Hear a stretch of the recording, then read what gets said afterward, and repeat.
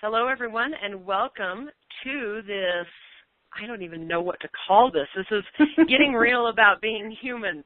And this recording, this call that we're doing right now, I'm going to call it a show because I'm used to radio shows, but this call is all about introducing you to the topics that are going to be covered in an ongoing program, but also to educate you about each topic as well. And so I want to welcome you. Thank you so much for coming in on this call. If you're curious, if you're here to get a little bit of information, if you just, have some time to spend, you want to spend it with Jen and Angie, welcome. And welcome, Angie, to the call with me. Thank you so much for doing this with me. I'm excited about this joint venture we're doing. Oh, me too. It feels really divinely inspired to be playing together this way again. Oh, I love that. Divinely inspired. Of course it is. Well, it is Genji, It is a Genji event. So there you have it, everybody. You're part of a Genji event. Well, Angie, I really wanted to talk about why are we even doing this, and why I want to talk about that is to name something Getting Real About Being Human. Getting real implies that there's a lot of maybe not so real stuff out there. Maybe there's some misconceptions. Maybe there's some perceptions that are off a little bit, and for us, there's a reason we chose to do this. Now, I'm going to let you go first because I'm kind of, leading the call. Bossy that way. Bossy. Yeah. Bossy, that's it. So from your perspective, why are we doing this call, and why are we doing the program that we're going to be introducing to everybody later in the show, later in the call, but why this topic? Well, I think that we should keep calling it a show because whenever you and I are together, it's generally a great show. So it is a show. It is very entertaining. Well, part of the reason why I have been wondering about this is as I have been leading this year, in 2014, I got really inspired to fully embrace my purpose. And part of my purpose is to gather master energy and bring it out into the light, and also to help sensitives wake up to the divine remembrance of who they are. And what my discovery has been over the last 8 months has been, I think I have experienced a lot of people that have still been asleep and believing that simply existing on this planet was actually what living looked like. And I remember a day where I thought the same thing, and I made a commitment to be fully alive, and oh my gosh, I had no idea what that commitment was going to unravel and reveal and unfold in my life. And as I've worked with these sensitives, people who have been shamed or frightened or made to feel wrong about their ability to see, feel, and hear things that other people are not picking up on, it has become apparent to me that my generation, so the 80s babies, and definitely older, have not been given the gift of what it means to be alive, because humanity has spent so many centuries of fight and struggle and eking by scarcity, poverty, lack. This is mine, that's yours, you can't have mine.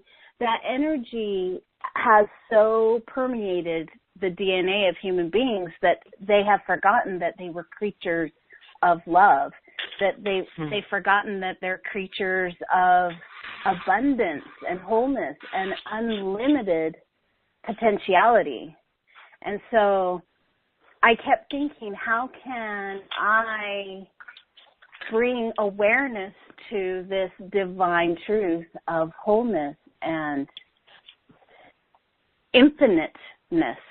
And of course, being able to talk with Jen, who I have experienced as being a master walking on this earth in so many different ways, that it felt natural to me to turn to you and say, hey, let's do something. Let's share what we've learned over these last several years and see if we can inspire those who are wanting to actually live their life instead of just survive their life. And actually, what does it mean to be alive?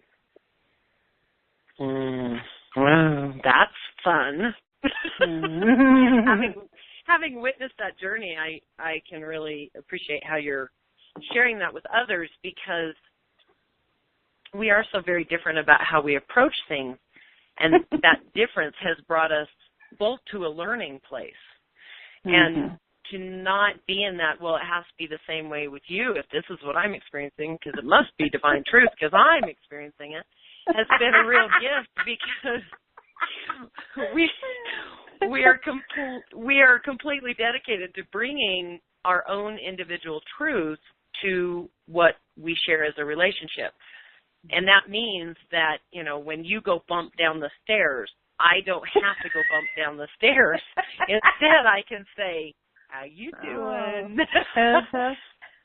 And I can actually not intertwine my story, my experience, and my judgment of your experience into yours so that I add to it.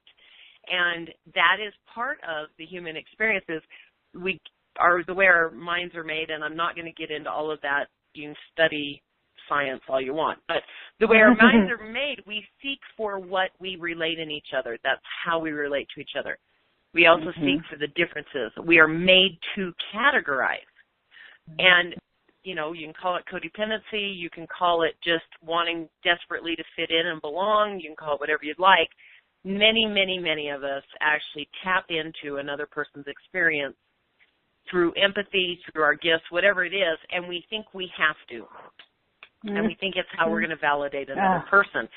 And what we are actually doing is hijacking a lot of their energy and taking it on ourselves, which isn't necessary. We'll get into that more. But anyway, and so I appreciate our willingness to go through a lot of messes. I mean, we have blown up our friendship. We've revived it. It's been reborn. We've done all kinds of stuff trying to get to this place where we could have individual experiences and be in each other's life. Yes. And so I really appreciate your perspective on that, because I think it's a gift. It really is a unique dynamic, not just to us, but just for everybody to create in your own relationships. So for me, why am I doing this program? The truth of the matter is, when it comes to this reality of, okay, we're having a human experience, I've always had a bit of a different perspective. Now, Angie spoke about if she has a story or she has a belief or she has experiences that say that I'm a master in this life. Now, whatever judgments you came up with about that, that's great. Have fun with that. I love the way you said that, Jennifer. What? Angie has a story. She has. Well, you do. This is true. You're pretty committed to it. So I am committed to it. Damn it. Now, from my experience is that I do think that I have seen life a little bit different than a lot of people I talk to, and yet there are some aspects that are very similar.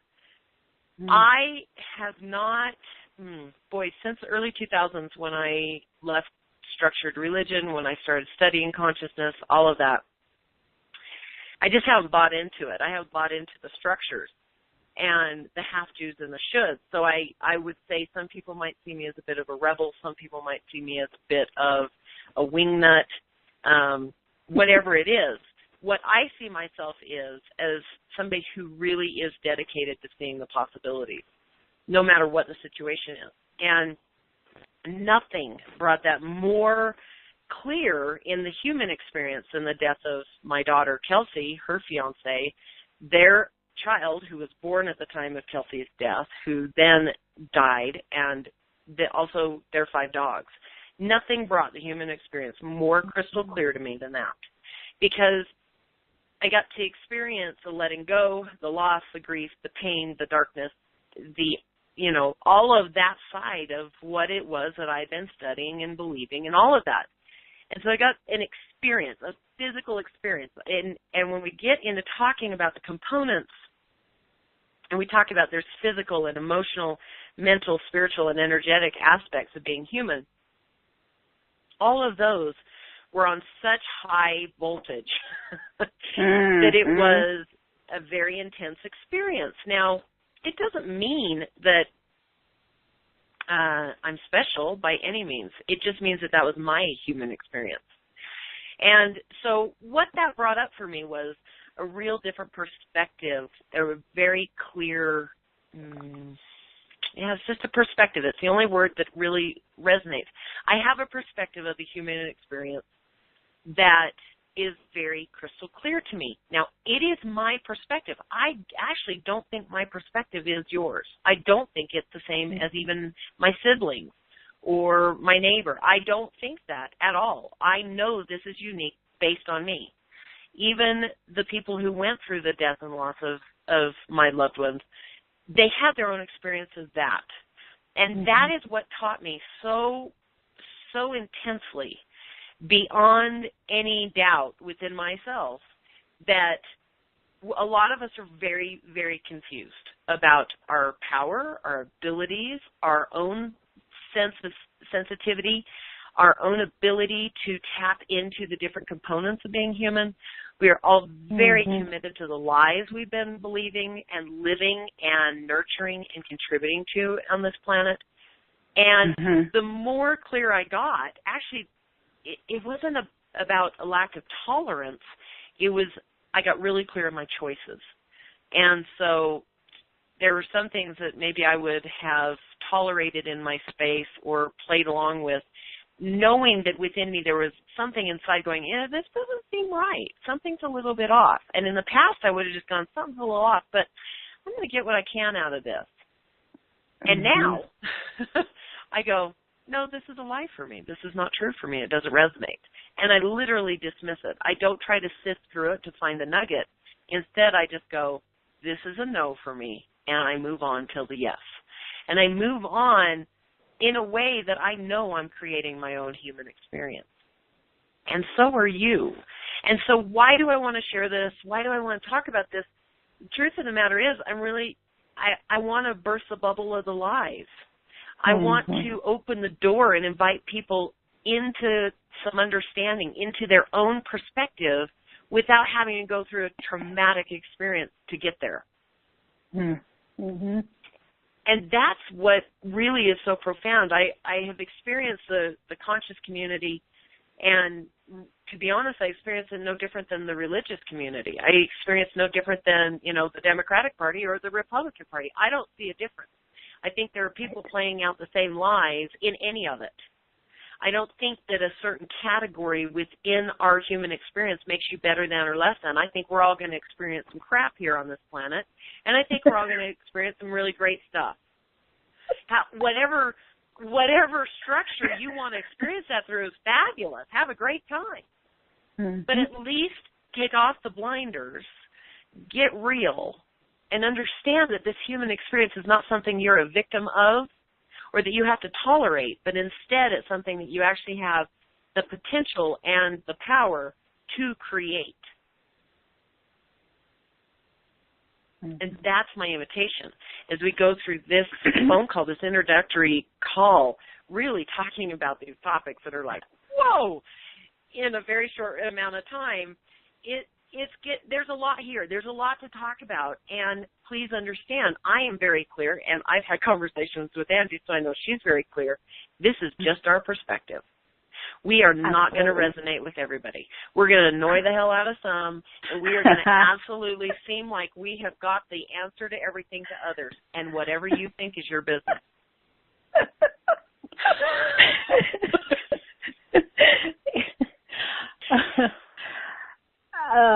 I'm laughing because we have received that feedback so often throughout our experience as co-facilitators and as friends and as participants in common communities where people are like, oh my gosh, you guys are just too much. Or, oh, I love you. You have so much inspiration in you. Blah, blah. So it's very interesting how we together evoke such strong emotions. And I think that in that experience of evoking a strong emotional reaction is in that strong emotional reaction for you, that for you that are listening to us, if you have a strong emotional reaction, there is something in there for you to nibble on, to digest, to enjoy, because something is speaking to you really loudly, whether it's, oh my gosh, and great. If we're not your cup of tea, then we invite you to find your cup of tea in another tea shop. Well, you know, here's a really great example. I actually use it. My sister and I have an inside joke about this. We use it all the time, but here's what I want to say to people. Stop thinking, stop believing that you're going to find something where it's not. And this is how I can explain it to you. If I go to a major hardware chain like Home Depot or Lowe's, I go to the hardware store. And I go and I know that I can find hardware tools, supplies, lumber, piping, glue, a lot of duct tape. You know, I can find wiring, I can get appliances, and by God, today I'm going to find the milk. What? Why do you think there's milk there? Well, somebody told me they got milk at Home Depot once. They can get anything they want at Home Depot. And I want milk, so I'm going to go get it at Home Depot. And they're, no, not so much. They don't have that here. Oh, sure they do. Why? Because I want it, and I'm going to get it here. And so very often, my throat's groggy. This is awesome. So very often in society, okay, we think we find the answer, the truth. We get a testimony of it. We get a membership to it. We get whatever the heck it is, whatever that is. And we go, this is the thing that's going to change my life. This is the thing that's going to make it all better. Now, this thing can be money. It can be relationship. It can be a gospel. It can be a scientific theory. It can be a coach. It can be a coach. It can be a program. It can be whatever it is you want. And you can go, this is it. I have finally found it. The choirs sing, the heavens open, the lights come down. We are good. I'm golden forever. And they go to this, and it offers everything it has.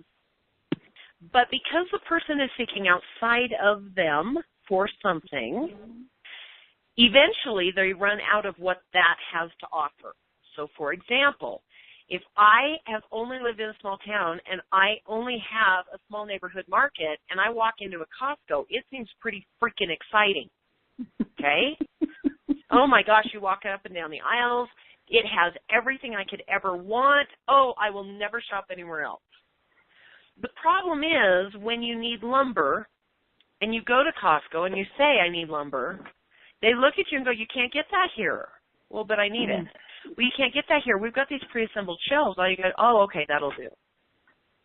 Because whatever the program is, whatever the structure is, it's going to offer you what it has, and it's going to try to fit the mold of what you're requesting. And the truth of the matter is, nothing gives you everything if it's outside of you. Nothing gives you everything if it's outside of you. Just consider that. Let it roll around and totally analyze the hell out of the grammar and everything of that. Nothing gives you everything if it's outside of you. Okay? Because at some point, you will find the limit of that program, that system, that coach, that mentor, whatever it is. And this is where so many people get stuck. And they think, well, I've been in this forever. I've done all 18 million programs. I'm an alumni here. I can't go somewhere else. Surely they're going to give me something new. And we are so afraid of branching out and looking somewhere else for something new that we stay stuck. And what seemed to be the answer to everything becomes something that no longer really gives us new information, really ignites our soul. And so what happens is we spin the wheel of the self-help or the consciousness, merry-go-round, and we wait until something shiny comes along, and then we go, there it is. And we buy into the whole thing again. Yeah. And then that's going to be our answer. And we think, you know what? They've got lumber at this one. Yeah. And we always, but this is that, and this is more, this is better, and we are always looking outside of ourselves. The human experience offers so much that we look outside of ourselves, and that's where we're actually buying the lie. Angie, what were you going to say? Well, I was going to say, if you're going to Costco looking for lumber, I love that you brought that up, and they say, well, we have these wooden shelves that are already made. Now, if that lumber you were seeking at Costco was to build a house, and you go home with wooden prefabricated shelves and use that to build your house, your house ain't going to be very sturdy nor functional because you don't have the right tools, because the material that you sought for outside of yourself for building your foundation was not a match for you because it was outside of you. I like how you were saying, Jen, that the truth is in you. No matter how many self-help, consciousness movement, up-leveling seminars, anything that you do, as long as you are seeking your validation and your truth outside of you, you will have a continual sense of being off balance because your source is a moving target because it's outside of you. So your energy is focused on that which is moving outside of you. Absolutely. And the lie that we've been told, the lie we've been told is that you don't know. You don't know. You're a baby. You don't have experience on this earth, so you don't know. You don't know. But and that's the lie, because the truth is you do know within you. You at least have the governing system within you that says no or yes.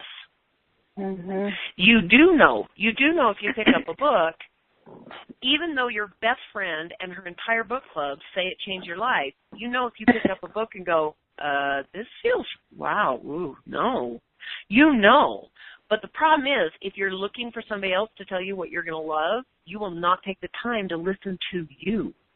What's inside of you saying, no, this one's not for you. Put it down. Walk away from the book. You have enough. Stop opening the book. Sit in meditation. Listen, I'm talking to you. If you'll just listen, your soul is guiding you every step of the way. Your soul will guide you to programs. It will guide you to books. Absolutely. But it doesn't mean that it's the answer. The answer, seeking outside of ourselves for the answer, is where we go astray. Seeking outside of ourselves for information, so the inside of ourselves, we can create and resonate with what's true for us, that's a totally different experience. Mhm. So this getting real about being human is, in order to have the most dynamic experience, you got to get real about the fact that you have everything you need. It doesn't mean that you're not going to interact with the world. It does mean that you have your own personal truth, your individual wisdom inside of you at all times. It's always available to you. Now, as Angie spoke about early on, she talked about how, it was trained out of us. We were shamed. We were ridiculed. We were punished for, using our magic, or for being jovial when it was supposed to be reverent, or for whatever it was. We were trained to fit into a culture, into a structure. And the truth of the matter is, all the shaming you received, every criticism you received that goes against your nature, was simply somebody projecting at you what they needed to feel comfortable. Mm-hmm. They were putting on you what they thought you should do to make them feel comfortable. Well, and most of the time, it was done in love. It wasn't Absolutely. done to be mean or to be abusive, but out of love. They want, especially if it was coming from parents or a religious construct where you were being raised within a certain way of thinking. Your parents want for you the best.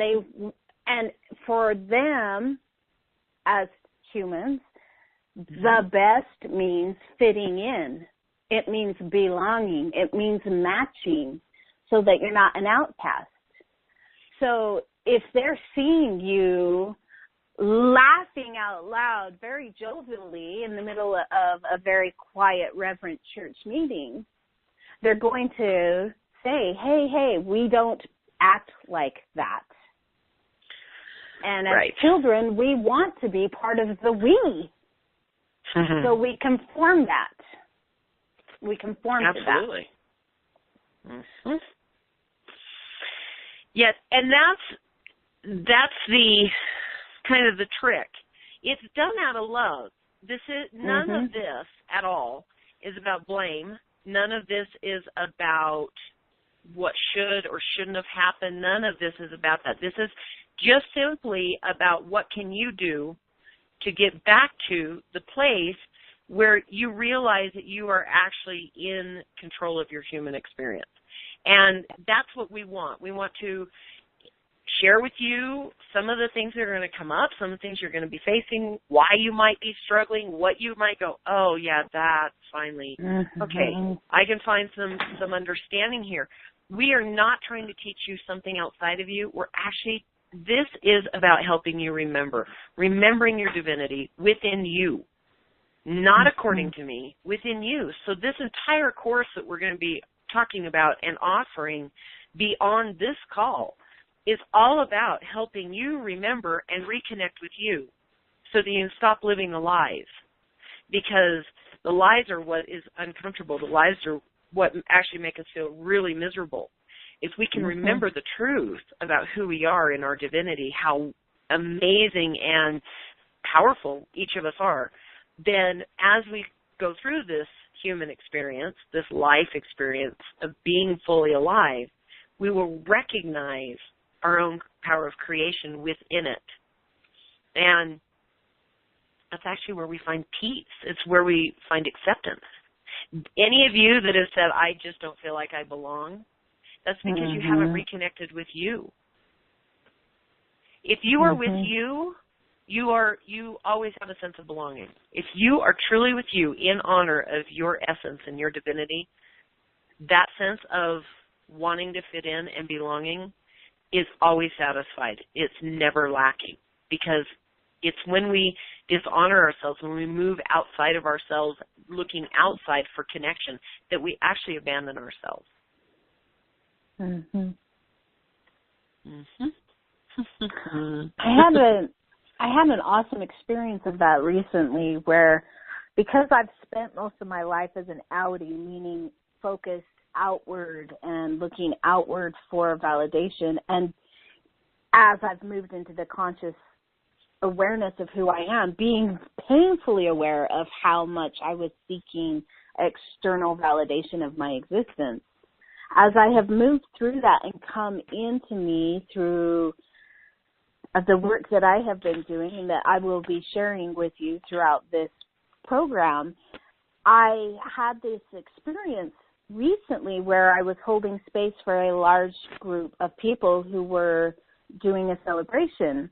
And for me, holding space means to be emotionally detached from any outcome in the experience while holding onto the vision of all the possibilities that have never been imagined before actually having the ability to be imagined. So it's a limitless energy space. And as I was sitting there in a group of 70 people, I was sitting alone.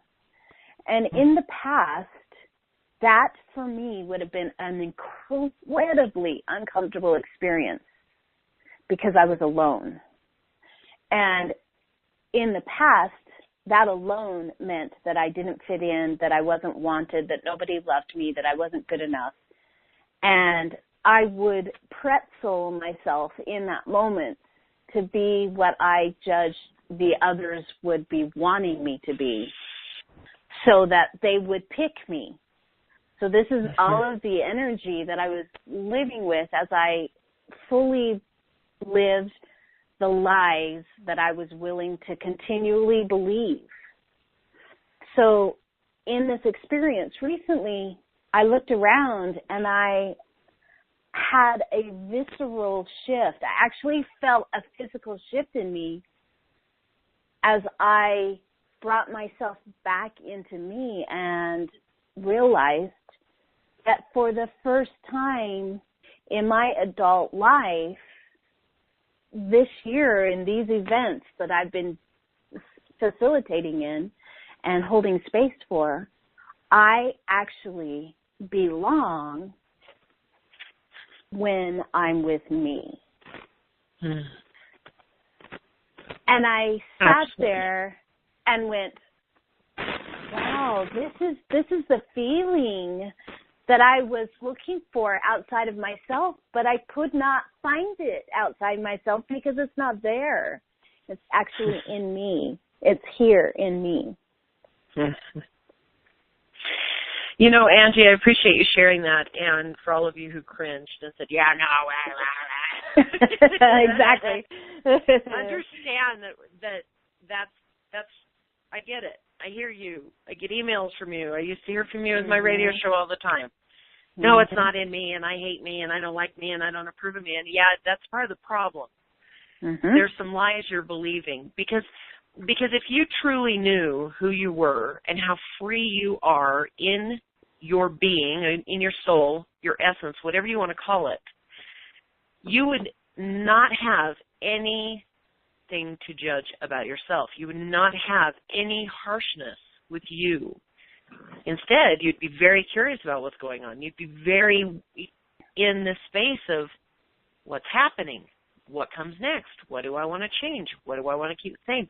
And you would recognize that in that wondering, in that space of curiosity, is actually your power of creation.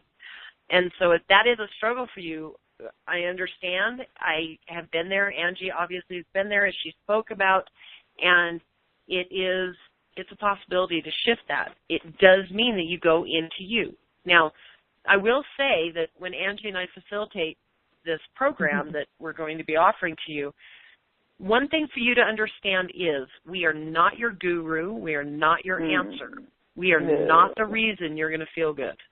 This is going to be I know, right? This is going to be a continuous invitation for you to go in and find you. Now, we can hold space for that. We can support you. We can give you suggestions. We can do all kinds of things when it comes to that. But I want to be really clear. This is not one of those, I have your answer programs. This is not one of those, we're going to fix it all for you and you're going to feel great and you're going to love us forever and ever. It's not one of those types of programs. I refuse to do those types of programs because I'm here to live my life, and I would love to be in connection with you as you live your life, but I am not going to be the answer as to why your life feels wonderful or horrible. I think that's a lie. I actually don't think that's possible. I think it's something we've been told that we believe, and I think that's as foolish as trying to find a loaf of bread at Home Depot.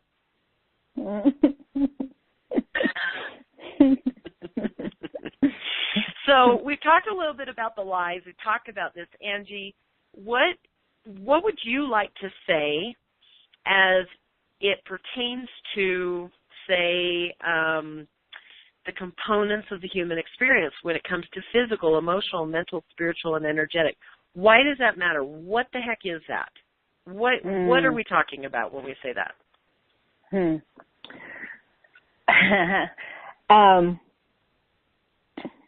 Wow. Such a vast topic, and I'm like, wait, this is not the call, so let's narrow this down. I'm really excited to actually delve into the actual components of the human experience in the third dimension. Now, the reason why I am qualifying it that way is Earth, this planet that every one of you live on right now, we all got here the same way. We all got here by the joining of a sperm and an egg. Whether it was in a womb or in a petri dish and then put into a womb, either way, it has been that spark of creation. Every single person on this planet has got here the same way. As far as I'm aware, it has yet to be scientifically proven that anybody has been planted on this earth. And if you believe you have, that's great. That's your story. Go on. Yes. That's great. Wonderful. We're not here to say it's true or not. That's yours. That's great. So everybody starts off on this planet as a spark, energy. At the core of every living being is energy. And so for me as an energy healer and as a body-centered healer that works with people in releasing their patterns of believing the lies and returning to the remembrance of their wholeness, because in truth, you're whole right now. But because you're living with a lie that you're broken, you believe that you're broken. You just have to return to that remembrance. And it affects in this planet, this is a third dimension, meaning physical dimension. It's third dimension is the place where we are living our life now, where we're manifesting our money, our relationship, our sex, our careers, our houses, everything that is a physical living experience is on this planet. And being human means that you have a body to inhabit. I heard a couple of people go, duh. And then a couple of other people go, oh. It's really funny to have the experience of people realizing that they actually are not their body, but that they use their body as a vehicle for experiencing this life. We come to this planet by choice. Whether you were a creation of a spark of energy or if you were planted here, it's choice. This is a choice planet, a free will planet. And it has a physical, mental, emotional, spiritual, and energetic component of the human experience. That's all here. And each one of those components create a whole experience. And I can see in areas where we forget the physical aspects of the human experience, because especially as sensitives, they have a tendency to not actually want to be on this planet, so they pretend they don't have a body. Or there are people who are so driven by their head, by their mental body, that they forget that they have emotions. Or there's people that run everything by emotion and don't think at all. And then the spiritual community that forgets sometimes all of the other components except for spirituality. And all of those affect the energy. We are a whole package. We are not one-dimensional. We're not even three-dimensional. They're three dimensions. But we are these magnificent creatures living in the third dimension. And how can we be whole and divine and human all at once?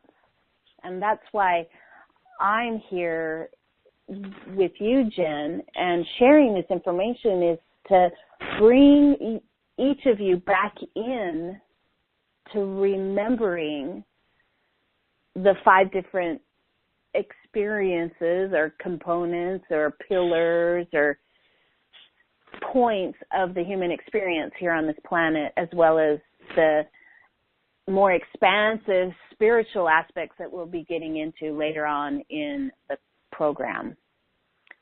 So did I answer that?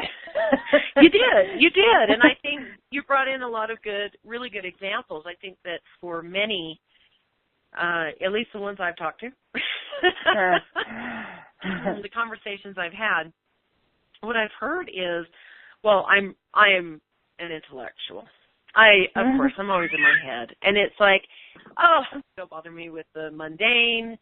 Well, that's all great. You can be absolutely intellectual. And it's really good to know where your feet connect with the ground. It's really good to be aware that there is emotional expression, even if you can intellectualize whatever the experience is. It's really good to be aware that when you're in your intellect and you're in judgment or you're in analysis, you're sending out an energetic vibration. It's really good to be aware that there is a spiritual aspect, even if you're not a religious person. And so every one of us has our own degree or percentage of strength in these different areas of components. You may have a comfortable go-to, and that's not wrong.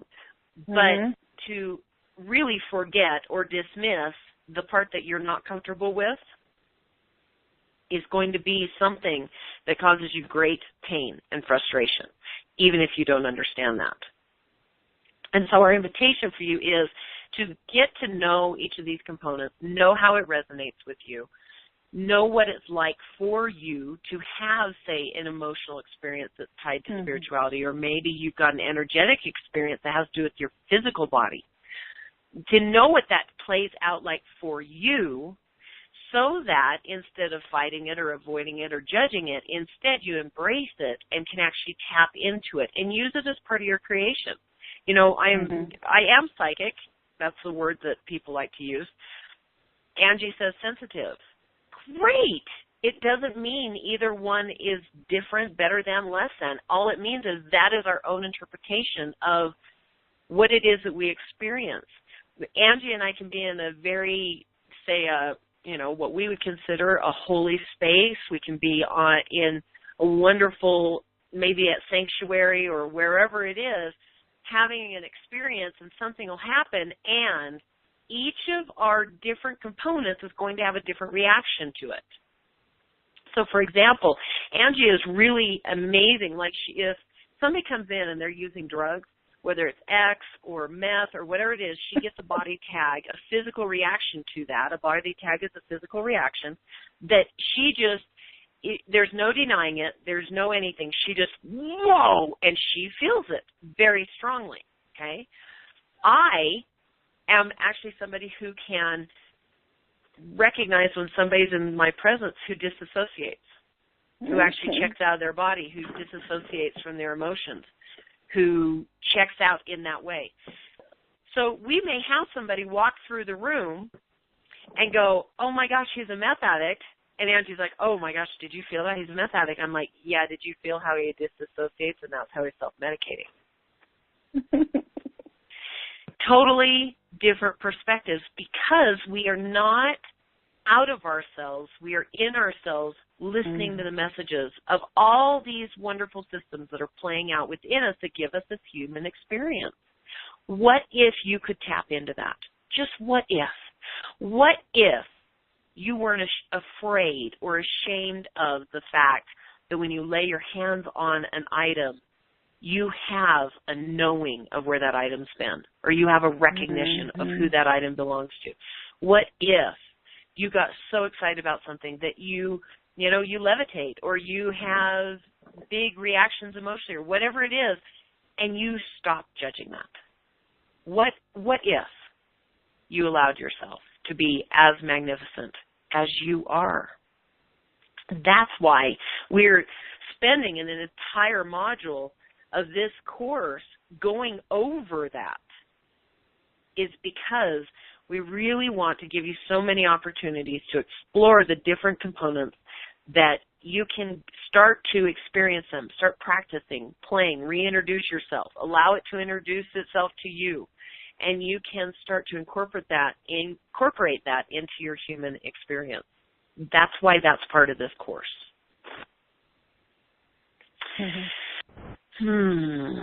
Feels like there's something that wants to come through.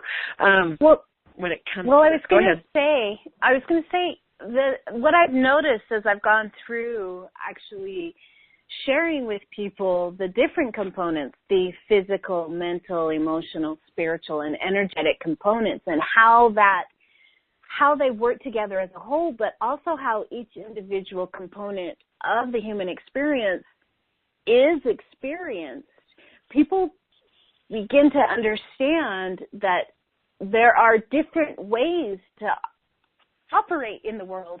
Often people that are intellectual cannot fathom for the life of them how someone could be emotional, because it's just not in their language construct in their mind. It's a very, very different way of looking at the world. But if they can see, so I am an emotional being, but my partner is very intellectual, and so perhaps when we're talking to each other, we actually have to be willing to be open to the opposite way of looking at things. So my partner is intellectual, but if my partner is willing to be open to being emotional and I'm open to being intellectual, then we can actually meet in a center ground. So what if learning about these different components and the way they interact with your life, what if you can enrich your current relationships? What if you could find the way to talk to one another and understand one another? Because when you're coming from a thinking language construct versus a feeling language construct, it's like talking Chinese in Africa. Very, very, very different backgrounds of the way the language is built. So what if you could have a more rich family experience, maybe at work, learning how to balance these components? Yes, play with your strength. If you're intellectual, play with your strength. But how do you incorporate the physical, emotional, spiritual, and energetic aspects as well? And how are they impacting your intellectual self? Well, not only that, but are you judging yourself for not having more of something? Because I'm here to tell you, none of these are better than, and none of them are less than. And if you are strong in emotional or in intellectual, it doesn't matter. Everybody has their strengths and everybody has the areas that maybe they don't see that they're strong in. Mm-hmm. And just like every single one of us can choose out of or attempt to choose out of one of these areas, you can actually use these areas as an override as well. So, for example, if you were raised in a household that emotions were not allowed, you would actually get punished or shamed or made fun of for being emotional. You may have shut your emotions down and chosen into intellect or physicality or, you know, whatever it is that you may have chosen so you wouldn't be emotional.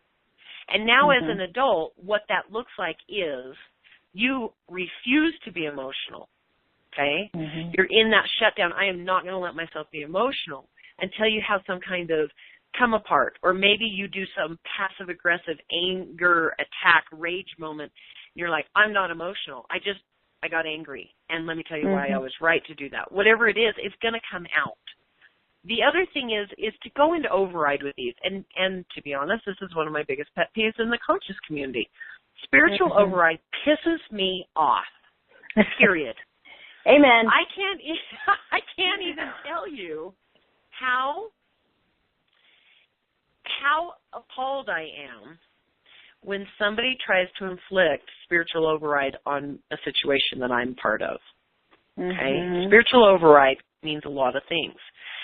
But most of all, it means I'm going to fluff and buff over the top of this. I'm going to, it's all love and light. And I'm not going to actually engage in the physical realities. I'm not going to actually think about it. I'm not going to go to my intellect and my personal wisdom. I'm not going to express emotion. I'm not going to think that energetically I'm sending anything out to the world. I'm just going to sit here and I'm going to love and light it, and I'm going to just meditate on it and send all the positive energy I can, and I'm going to refuse the rest of it.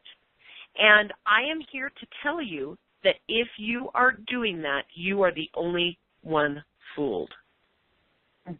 You are not fooling anybody else. No. It's one of the most obvious, the most, it's just a lie. It's a lie. And it's a transparent lie, and you're the only one believing it. And for those of you who have people in your life who do this, you can probably understand the frustration of that. And to understand that this is a real problem in the conscious community is, to put it lightly. Okay? Yeah. This is a real problem, and it's taking you out of the human experience. It's why so many people see, you know, the conscious or the woo or the energetic community as a bunch of flakes, because they refuse to be accountable physically. They refuse to acknowledge that they even have a physical body to care for.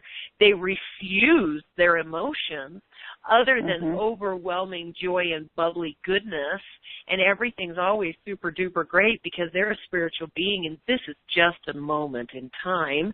They refuse to think and reason out a situation for themselves because they're just going to manifest it. They're not going to actually, you know, follow the steps or the laws or the structure of society. They're just going to manifest right over the top of everybody. You just wait and see.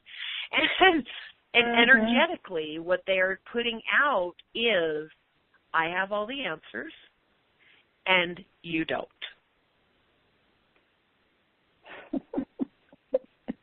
It's just another religion. It is. You are right. Yeah, I know. You are wrong.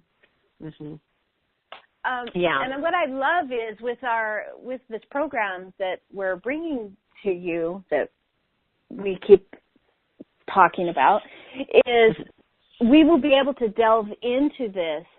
So I had a couple of hits as you were talking that people are like, am I in spiritual override? What does that mean? What does that look like?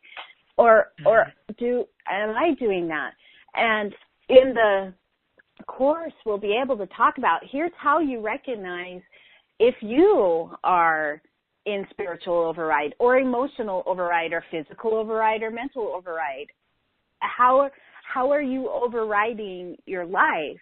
And what are you, through that, energetically bringing into the world. And by the way, you all do it your own way. So do I. Angie does it her way. I do it my way. When I go into physical override, it looks totally different than when, my son goes into physical override. It looks different. So we don't have the blanket answer for what it all looks like for everybody. But in this course, we are absolutely going to be supporting you as you find out, where do you check out? Where do you override? All of it. Not because there's judgment, but because when you have the awareness of it, you can recognize, oh, I just believed a lie, and this is my safety response to it. I believed a lie that maybe I'm being judged or maybe I'm not good enough, and my safety response is I'm going to go into, mental override so that I can find the proof so that I can be right again. Right. Okay? That's a series. That's what happens. We're going to talk about it in depth in this program. But if you can understand that we've all been, believing lies that just were basically put around us to keep us safe, okay, by what somebody else believed we needed. And we believed those lies. We took them on. And we have been managing all of our components of this human experience to accommodate those lies. And that every time a lie is triggered, we respond in a habit, really, a habitual way with our reaction to these components. If we can realize that, then what we can do to step into our divinity is literally look through the lie, see through the lie. And that's what this program is about. What lies are you believing? What's going on? Do you know how powerful you are? Great. If you do, is it ego-based or is it essence-based? What's happening? And what do you want to create in your life? Because if you're not heading towards it, you're heading away from it. What needs to change? What do you want to enhance? What do you want to invoke? What do you want to create? All of these things are within this program. And I'm going to speak to the program really briefly right now, and then we're going to talk more about it in a bit. But this is a 2-week program that we are offering where every single day you will get a different module for this program of a different topic, and it will be an audio module. You'll also have some worksheets with it so that you can do your own note-taking. And so that is what is coming. That's what we're talking about. And it's an amazing program. The feedback that we've already gotten is that it's fabulous and offers a lot of transformational content. And so we are offering that, and we're inviting you to do so with us through this program as Explore This. Now, as we come into talking about this next section, please understand there's a lot of content here. There's a lot of content in this call alone to kind of rattle your cage and get you thinking and looking at, but you don't have to do it alone. You do not have to do this alone. And being part of this program, you will have access to support. You will have access to things that can support you through this. Again, this is not a program about we have the answers. This is a program about we believe you have the answer. Yep. Yes. Yeah. Yes. Well, and the other thing that I love is this is a program that will be presented around the world, and so we have energy that is coming in from all over, focusing on this together. And when you're part of a program that is focused on one intention together as a group, that exponential energy that is created from that focus is so uplifting and transformative. And it makes it gentle in remembering your answers, remembering your truth, remembering who you are, because there is such power focus into this program. Just from me and Jen alone, that focus to support you. But then you add all of the other people that will be coming in with the intention of remembering and releasing the lies of getting real. Yes, absolutely. That's what it's all about. It's about getting real, about being human, but using what there is. instead of being shut down, instead opening up to more, opening up to what is possible, opening up to what is available. And that is, it's exciting. It's also exciting to know that there is going to be community-based learning and exploring to enhance our experience. So as we talk about these components, as we talk about the lives, please understand that we are really committed to this. I've got some judgments. Certain things piss me off. Angie's got her own. But overall, within this group, the intention is for you to understand what it is that you're living by and choose it. Choose out of it, choose into it, choose to enhance it, whatever it is, so that you feel that your human experience is actually yours.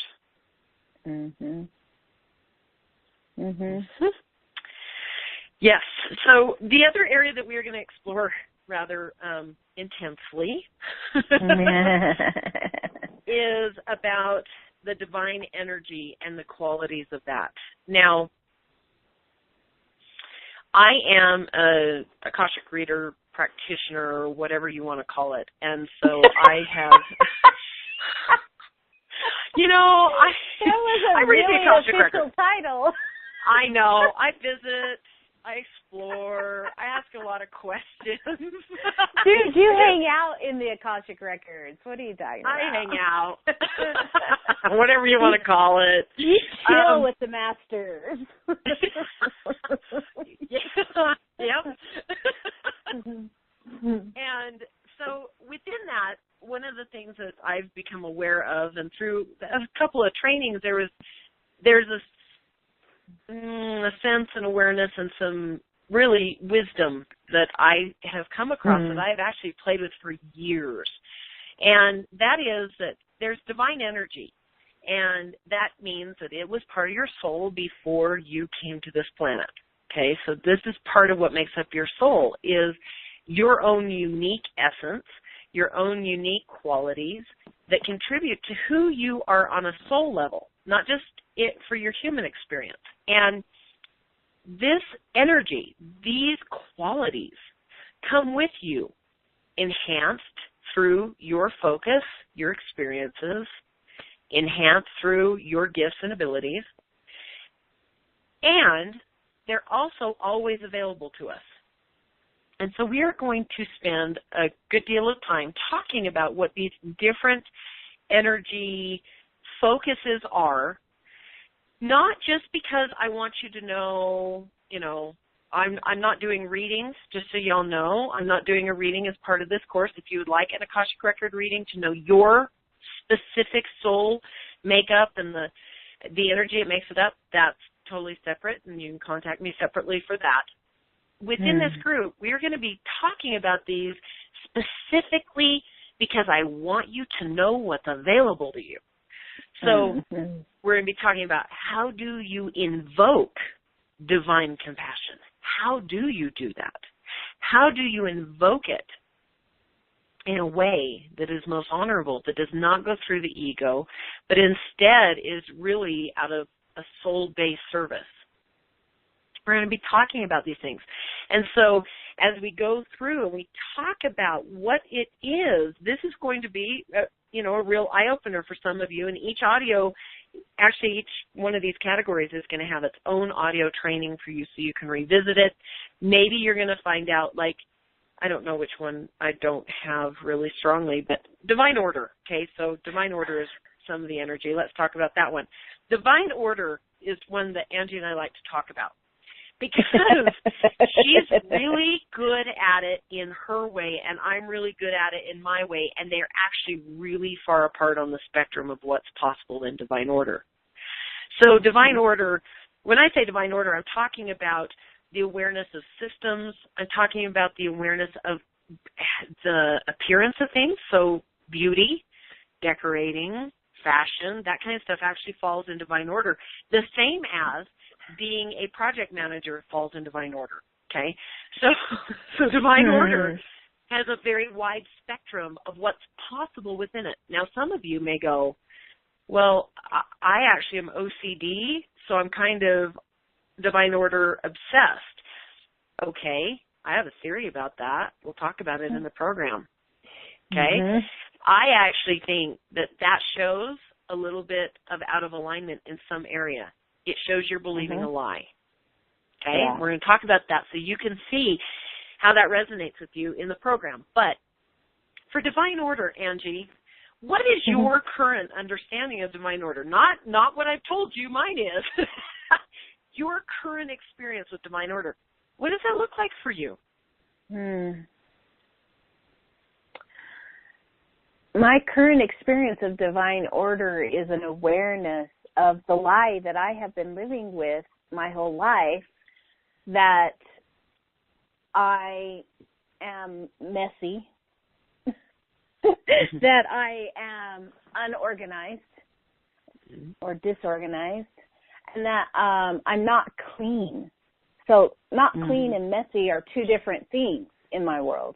And I have lived with that lie for so long because I was raised in an atmosphere that was pristine, clean, sterile, very organized, very, very precise. And what I've come to discover is I'm actually somewhere in the middle of an absolute slob and a sterile environment. So for me, divine order has looked like having a place for everything externally as well as internally.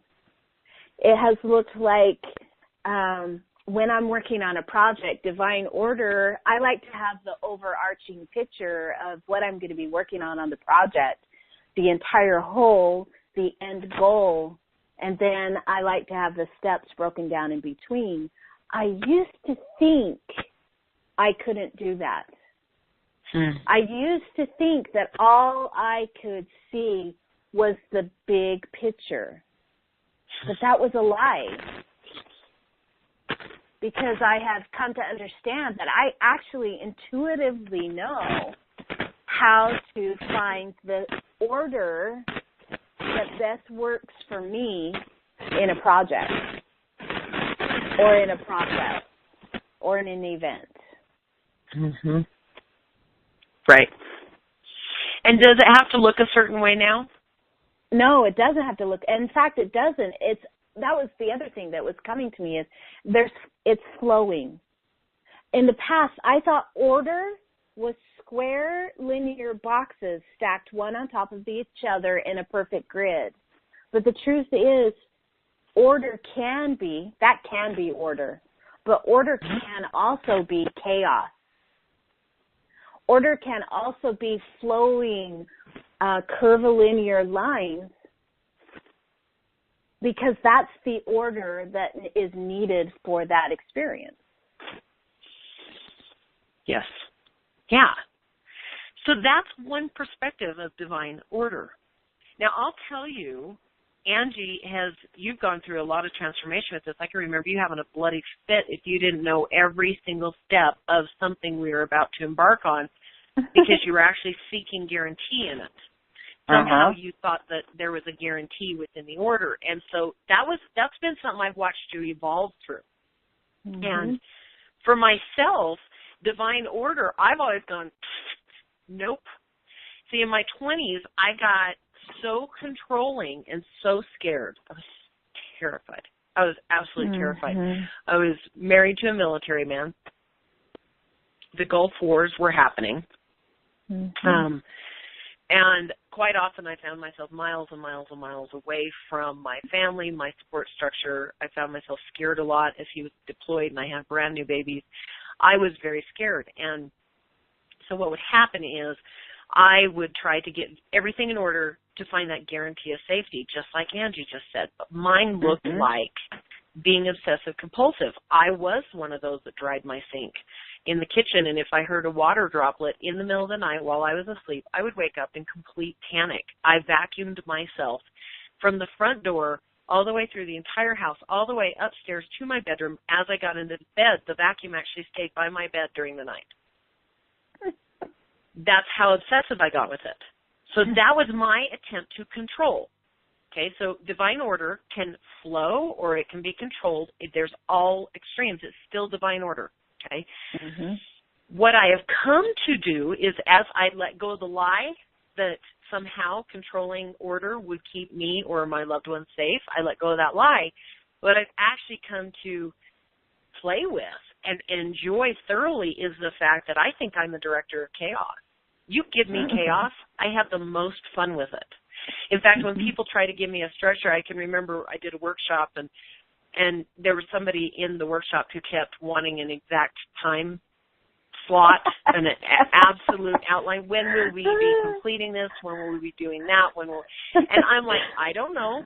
Whenever the hell I want. Whenever you want. When I feel like everybody's returned. When I feel like we're rested enough. When I feel like we're fried. When I feel like we're done with that activity. I can't give you that because truth of the matter is, I'm not there yet. And that is my way. And so as I do certain things in life, you put me in the kitchen and quite often it'll look like I'm just wandering around in circles doing stuff, but somehow a masterpiece meal will come out of it because I tap into the chaos and I actually play with it. To me, it's like, when you blow bubbles, if you blow bubbles out of the little wand and you have one bubble coming out of the wand and you blow a good long breath and you get a string of them, they may come out of the wand directly, but eventually they start to dance with whatever energy there is in the air. They wander, they float differently, they go everywhere, all of it. It does not change that they're bubbles. It doesn't change that they came from the same place. They were all birthed from that same wand, but they go their separate ways. I'm somebody that plays with those bubbles. To me, I'm like, look at all these bubbles dancing around. I don't want to control the bubbles where they're going. In fact, I play with them. And that's just my way. It doesn't make Angie's way better, less than, doesn't change a thing. It's just my relationship with divine order. And in this program, we are going to be going in depth with each of kind of some primary divine energy centers. So we are going to be talking about divine order, obviously. We are going to be talking about divine creation energy, and not just sexuality, but also manifestation. What does it mean to bring something? Maybe it's an idea. Maybe it's a dream. Bring it into the physical realm. Actually make it something we would call on this plane, quote, real, okay? We are going to be talking a lot about divine community or compassion or family or home, okay? What does that look like? Everybody has that differently. For you community leaders, just so you know, this one is really important. If you're a community leader and you are struggling with people coming in and out, people, you being bored, wandering away from it, coming back, that kind of thing, this is going to be a really good topic for you to be tapped into. Because it's really important because we all do it differently. Compassion looks different for people, receiving and giving it. Yes. And the fact that some people believe that family is only your bloodline, the rest of people are friends and acquaintances, is just one perspective. We're also going to be talking about what would it look like for you to create your own family, your chosen family. What would that look like? How do you interact with that? So that will also be covered in that topic. Some of the other energy focuses we're going to be tapping into is the divine love and healing, the divinity in relationships, the different kinds of relationships. What does that look like to connect with another being on this planet, whether it's being a friend or an acquaintance or a sibling, maybe even being a lover? What does that look like? And how can you tap into that in a way that doesn't bring the lies along with it? Because a relationship that's full of lies that the world has told you can be codependent, it can be isolating, it can be many things, but a relationship that comes from divine love that is absolutely about honoring each other is completely different from that. So, Angie, do you have anything to say about those that I mentioned so far? Is there anything that comes up that you'd like to share with people to give them a little bit more insight? Well, I love that. What came up for me, especially in the last energy that you were speaking about, is love and healing. Love is the most powerful healing energy on this planet. Mm-hmm. And people have often said throughout the years that hate is the opposite of love. In reality, it's not. It's just the flip side of the same coin. If you have a powerful enough attachment to another being that you hate them, it's just another form of loving them. And I don't know why that particular thing is coming through me right now. I feel, yeah. So, but if you're in a space of hating someone, how is that serving you? And this is what we'll be talking about in depth with this particular energy, divine energy, is how are you using and invoking the energy of divine love and healing to actually serve your life, to serve humanity. I am a huge proponent of raising humanity from the depths of fear that we have been ensconced in for too many generations, and we are seeing the effects of it now in the world at large. And fear is neutralized through love. Mm-hmm. Yeah. Fear is a big sense of the unknown and not being in a safety or a trust environment with the unknown is something that triggers a lot of fear, and people go into survival in many different ways and a lot of different approaches with it. And so as that happens, you know, it really can turn in a lot of different ways. I'm just going to say this. You brought up that bit about, you know, if you feel you really hate somebody or feel really strongly against someone. Let me explain something about this. Energy center is about connection and that love, healing, relationships, da-da-da. This is all about connection. If you care on a soul level enough about somebody to hate them, you've got a very strong connection with them. So to believe that hate will disconnect you from that person is actually part of the lie. Yeah. You are as connected to the people you dislike and judge harshly as you are with the people that you love and judge gently. You are as connected with them as you are the other. And so I hope that if that is something you're struggling with or something you're comfortable with even, that you will tap into, especially that program that will be, or that module that will be part of this overall program, because it's all about the connection. And even if you're connected through hate, you're still connected. That's really important to understand. So moving on and talking about some of these other areas we're going to be exploring with this energy and the qualities of it is, we're going to be talking about self-expression, not just about communication in words, but complete self-expression.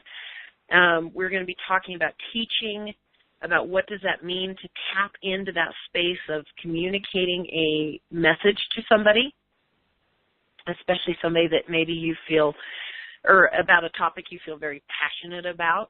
We are going to be talking about that in many different ways and how it is expressed and what does that look like to tap into it when you need it. Because some of you might go, I'm not a public speaker, and then you find yourself really needing to tap into it. You know, maybe something wonderful happens, you get a promotion, you want to give a thank you speech, or maybe something horrible, and you're going to offer a eulogy.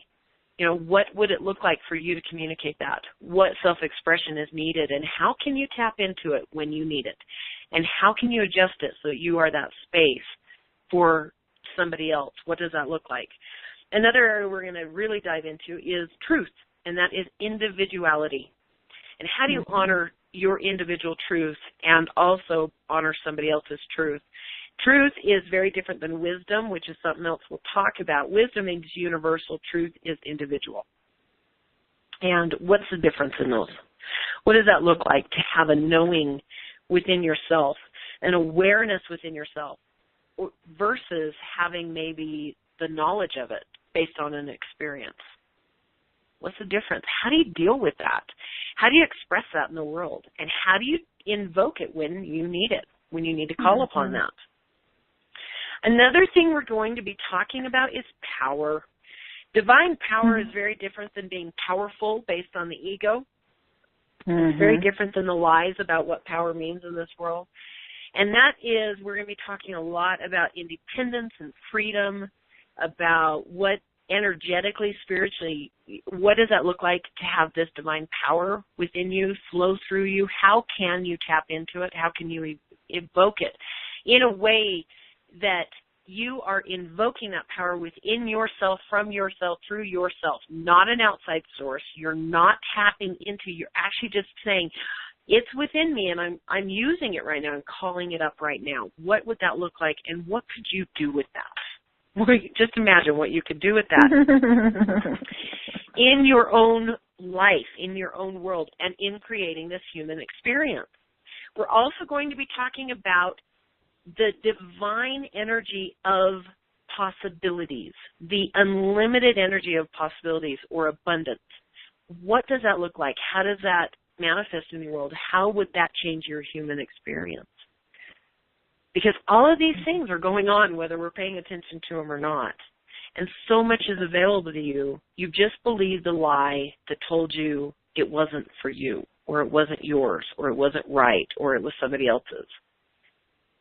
Angie, do you have anything on any of those topics?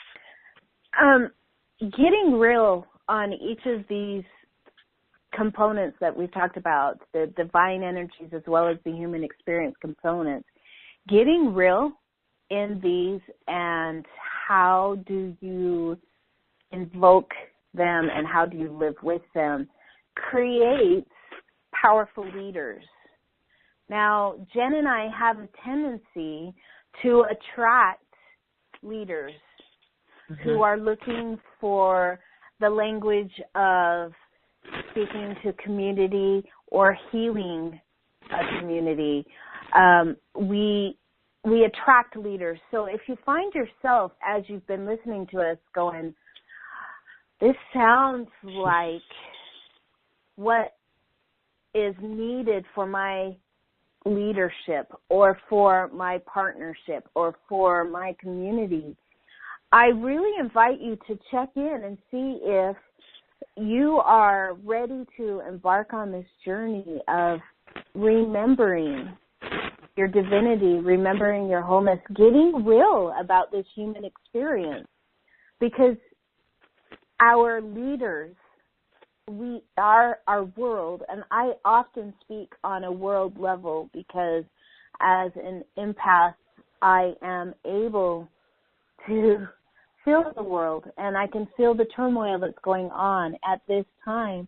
Our world needs leaders who are balanced, who are having a full human experience, and who are capable of invoking with integrity these divine energies that we're talking about. So if you feel your heart singing and you feel yourself maybe for the first time wondering, am I a leader? If you're even having that thought, I am going to venture a yes answer. However, you get to choose your leadership. Leadership comes from within you. So as I was listening to the last segments of the divine energy that Jen was talking about, the love and healing, the power, the truth, the wisdom, the possibilities, the abundance, all of that is a very integral part of leading. Whether you're leading your own life, you're leading a business, you're leading a partnership, you're leading a family, you're leading a community. It's all part of leading and getting real in this world. Absolutely. It really is. And, you know, we talked about it. Now I'm going to tell you what the deal is with this program before we get to the last segment, and that's about the combinations and expressions of, but we'll get to that in just a minute. This is a 2-week program. It's a course, basically. And there are many modules to it. Every single day you would get something new to listen to explore, to wonder about, to practice. And you will be able to return to these and really revisit it until you embody it. And you'll be able to practice in a way that will get you to feel comfortable with, well, I recognize that I feel most comfortable when I express it in this way. This is about you, again. This is not about us. It's not about what it is we tell you you should be. That's not what it's about. This is going to be your process, your program, you doing the work, you being accountable with yourself, you trusting, practicing, making some mistakes, figuring it out, learning who you are. And so it's really clear that you know that this is very much about you doing this program. And so we are doing an introductory offer that goes all the way through the end of this year. So through the end of 2014, this introductory offer and this introductory pricing is good. The reason we're doing that is we believe that if you do this program, you are going to want to share the program with somebody else. You're going to want to say, hey, this is what I'm doing. This is what I learned. I'd like to practice with you, whether it's your best friend like Angie and myself do with certain things, or whether it's your life partner, whether it is a sibling. Maybe it is a co-facilitator that you say, I'd like to be on the same page with you. Maybe it is actually a coworker or family member. Whatever it is, we want to give you enough time to go through your experience and be able to share it and have them get the introductory offer. So through the end of 2014, this offer, this 2-week program, is at an unbelievable price of $297 for the whole program.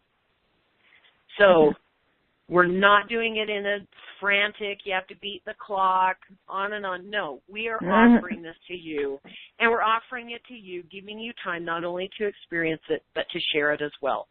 To refer somebody is the highest compliment you can give for a program or for a teacher, and that is how we are saying thank you for referring your friends to this program.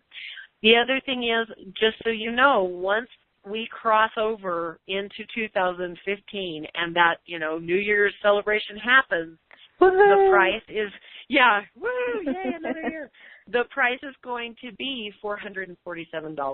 So it's a substantial jump. So you're getting it at about 2/3 the price, and that's the introductory offer. So that's what we're doing. You'll be able to click on the button on the site as you go through this and get registered and start it immediately. So that's the program. That's what we're offering. And to us, it's our joy. It's also very exciting for us to be able to offer 2 weeks worth of training at such a wonderful price to really benefit the bigger picture. It's not just about just us. It's about the bigger picture. Angie, do you want to say anything else about that before we talked about the last part? Well, what I love about this is you and I have been very conscious about creating this program. And my friends, it's important to me. It's always important to me that when I create something that I'm going to be launching in the world, that it actually is of service to humanity. There is so much noise in the world today. So much noise in sound, in visual, in sense. It's just there is a lot of noise. And I wanted this program, my strong intention was that it serves and uplifts rather than add to the noise. And Jen and I have both been very conscious of the way that we create this so that when we launch this program and offer it to you, it's offered as a gift from our hearts to you to be received rather than to be taken or to be pushed.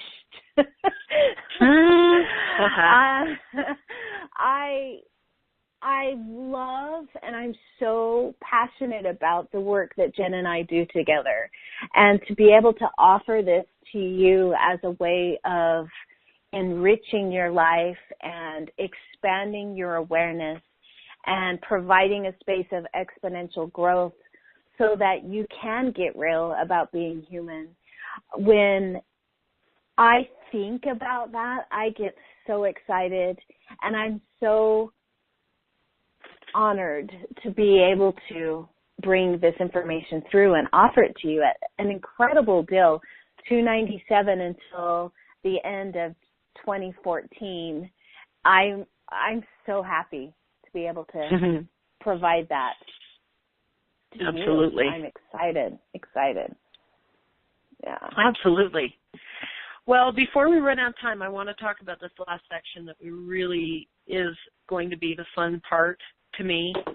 That's just me. Somebody else might think the other part's fun, but the fun part to me is when we get into all this information, we've flushed out the lies, we've got the components, you understand your own relationship with the components, you understand the divine energy qualities, how to invoke it, how to engage, all these things going on, and then we're going to talk about what are the combinations of these things. How do you integrate all of them in an individual expression of your individual human experience? What does that look like, and how do you interact with others? For example, I have some friends in my life who are really, really strong, very, very strong in some divine energy that is very intellectual based. They're highly intellectual. They love that part. They're very practical. So they're all about the family and home structure. That's very much where they come from. Now, you may have caught on. I'm kind of the wingnut. When you compare me to them, I'm like crazy. And so I tap into divine power and self-expression, and I just love the relationship connection piece. And if I came at them, if I had all that energy, I came at them, and they were in their space with their energy, and we tried to have a conversation, we would pretty much miss. We may connect on some of the relationship and the connection stuff because they understand community. We may hit there. But really, when it comes to the mental versus, where I am energetically and spiritual, where I am when it comes to independence, and they're all about stability, we're not going to connect really well. But you know what? I'm going to teach you how to connect no matter who you're with. How do you, not denying myself, not denying yourself, your individuality, not being fake, not being inauthentic. Instead, how do you adjust your vibration? How do you adjust where you're coming to connection in a way that you can connect with whoever it is you desire to connect with? In a way that you're both heard, you're both honored, you're both very present, and you both have room for growth and expansion. That is what we're going to do with all of this information in the final modules that teach how do you do this. Just imagine you've got a project you're working on. You are speaking a totally different language. You don't communicate the same. There's frustration. There's judgment. You're stalemate in the project. And you were able to show up in a way that you could resonate with the energy, the intellectual, the mental capacity, the emotional awareness, the physicality, and the spirituality in the room, and you could speak from an authentic place where everybody could hear you and you could hear them as well. Just imagine how much that project would then flourish, how it would flow, how there would be ease, and how there would be creation. That's what we're going to teach in that final module. It's going to be powerful, and it's super fun to me. Absolutely. And for the leaders of the communities, especially the spiritual-based communities or the conscious thinking communities, if you're finding your communities are coming to dead ends or stalemates, and you've lost the service aspect, or the communication is falling apart, what if, as your leader, as you're becoming aware of these components, the physical, mental, emotional, spiritual, and energetic components of humanity, as well as the divine energies that you have within you, and then learning how to communicate in the different arenas. So even though that community has gathered together with one intention, each individual in that is coming with their strengths. So that means you're going to have all different kinds of energies in the space, even though there's one focus. And learning how to speak in a way, or lead in a way, or guide or heal in a way that is received rather than battled against, creates a synergy in the community, in your life, in your business, in your projects, in your family, in your sex, even. Yep. In your absolutely. Yeah. And we're not talking about being fake or false. Everything is available to everyone.